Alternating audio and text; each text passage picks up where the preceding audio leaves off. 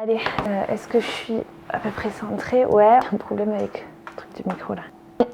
Bon, est-ce que vous êtes prêts à aborder un thème qu'on n'aborde jamais quand on parle d'entrepreneuriat? Si vous vous attendiez à ce que je vous raconte une success story absolument fabuleuse, quittez cette vidéo parce que ce sera pas du tout le cas. Je préfère vous parler d'un sujet qui va beaucoup plus vous apporter et peut-être que vous me voyez arriver ou pas. Ce dont je vais vous parler aujourd'hui, c'est d'un bon petit crash entrepreneurial comme on les aime, qui va vous montrer ce qu'il faut surtout pas faire quand on crée un business.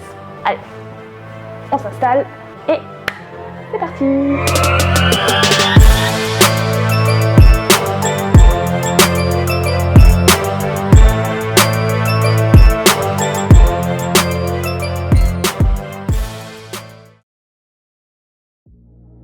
Alors peut-être que le nom Segway ne vous parle pas. En tout cas, moi, il ne me parlait pas du tout avant que j'écrive ce magnifique script. Je connaissais pourtant le produit. Eh bien, figurez-vous qu'un Segway, c'est ça. Ce monstre de technologie qu'est le Segway, on le doit à un monsieur, Dean, j'ai oublié son nom de famille, Dean Kamen. Kamen, je sais pas comment on dit. Dean Kamen, on va l'appeler Dean. Peut-être que l'idée du Segway a mis des années à germer dans la tête de Dean, ou peut-être qu'un jour il a simplement eu un flash en prenant sa douche et en sortant il s'est dit bim, je vais créer le Segway. Quoi qu'il en soit, c'est en 1999 que Dean crée le Segway. 2 ans plus tard, il va présenter son innovation à un petit groupe d'investisseurs. Alors à ce moment-là, on est en 2001 et en 2001, il y a comme une espèce de bulle spéculative qui se forme autour des nouvelles technologies. Donc forcément, son petit Segway là, il fait un peu sensation. Et puis dans la tête de Dean, c'est très clair. Le Segway, c'est la d'innovation qui va révolutionner les modes de transport individuels. Bah, c'est vrai quoi, il faut dire qu'on a peut-être a priori un petit problème avec la manière dont on se déplace individuellement. Pour Dean, ça ne fait aucun doute. Il va révolutionner les modes de transport individuels avec le Segway. Et il en est tellement persuadé qu'il a déclaré un jour en interview que le Segway allait être aux voitures ce que les voitures ont été aux calèches. Quand même, hein. Bon, bref, voilà. En tout cas, Dean, il a tous les éléments avec lui pour convaincre ce petit groupe d'investisseurs à qui il est en train de présenter son innovation. Et d'ailleurs, à propos de ce petit groupe d'investisseurs là, vous vous demandez peut-être de qui il est composé. Alors, je ne vais pas vous donner tous les noms. En revanche, je vais vous dire ceux qu'il faut vraiment retenir. Jeff Bezos, le créateur d'Amazon, et Steve Jobs.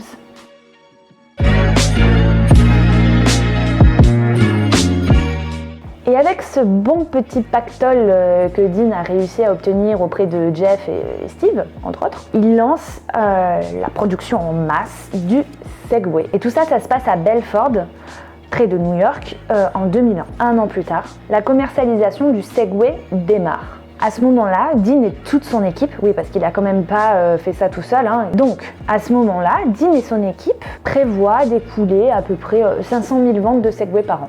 Voilà. Et alors, pour assurer ces 500 000 ventes, hein, oui, parce que ça se fait quand même pas comme ça, hein, ils vont envoyer le paquet sur la communication. Spot télé, interview, apparition dans les talk shows les plus regardés des États-Unis.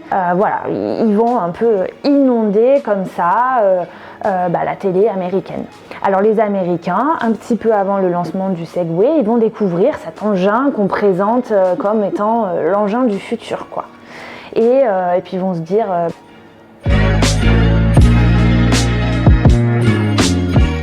bon, malheureusement après tous ces efforts de marketing, de com et tout, en 2009, donc plusieurs années après le lancement, on n'est qu'à quelques milliers de ventes.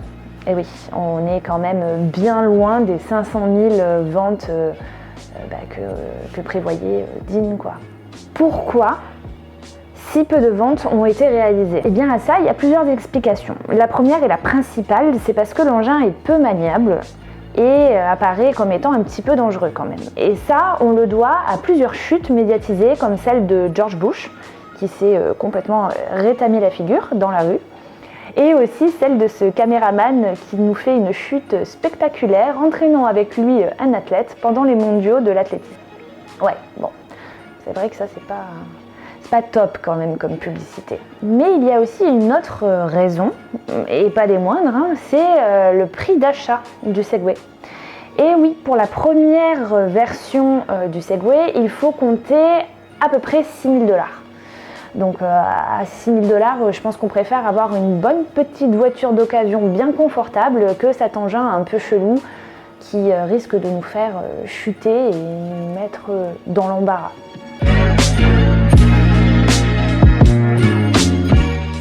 En 2009, tout va mal pour Segway. Les ventes ne décollent pas et si les ventes ne décollent pas, l'argent ne rentre pas. Bon, l'engin a quand même un petit peu mauvaise presse à cause de toutes ces chutes qui ont été médiatisées. On n'arrive pas à trouver le public. Il y a quand même un petit groupe d'hommes d'affaires qui kiffent, quoi, qui adorent. Et il y en a même un qui adore tellement qu'il décide de racheter Segway. Et alors cet homme, c'est Jimmy Selden. C'est un richissime homme d'affaires britannique. Et puis lui, le business, il a un peu ça dans le sang, hein, parce qu'il a bâti sa fortune en partant de rien. À la base, le mec est minier et il est devenu riche en créant ce truc. Alors j'ai pas tout compris à ce que c'était, apparemment c'est un système de barrière de protection pour l'armée. Quoi qu'il en soit, Jimmy est riche, c'est un businessman, il sait de quoi il parle, c'est l'homme de la situation pour Segway. Fermement convaincu que Segway va être aux voitures ce que les voitures ont été aux calèches, Jimmy rachète la société en 2010. Et quelques mois après avoir racheté la société, il va se passer un truc encore pas cool pour Segway, et pas cool non plus pour Jimmy. Alors je vous ai dit que Jimmy était trop fan du Segway, tellement fan qu'il en a un chez lui et il se balade comme ça dans son jardin avec. Et un jour, il était en pleine promenade dans son jardin. Sauf que ce jour-là, ça s'est pas passé comme les autres jours parce qu'il a totalement perdu le contrôle de son Segway et il a chuté d'une falaise. Et il est mort. Alors là, je sais ce que vous vous dites. Qui a une falaise dans son jardin, quoi, sérieux?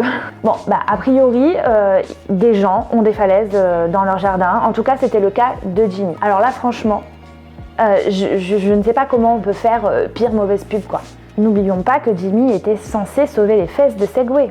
Là, cette histoire, elle met un énorme coup dans l'aile de Segway. Franchement, comment on pourrait rattraper ça, quoi? C'est impossible, il y a quand même un homme qui est mort. Du coup, là, on se dit qu'il va falloir réagir et qu'il va falloir peut-être un petit peu pivoter.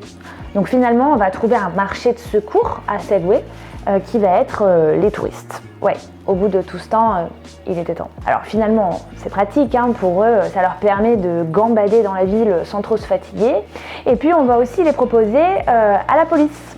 Même combat que les touristes, les policiers qui patrouillent dans une ville, dans un centre-ville toute la journée, c'est fatigant. Avec un Segway, ça peut être quand même plus pratique et confortable.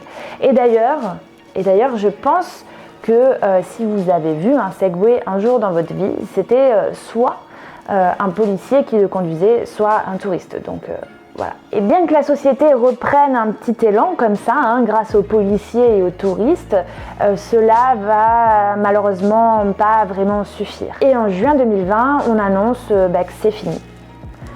Segway ne produira plus des Segway.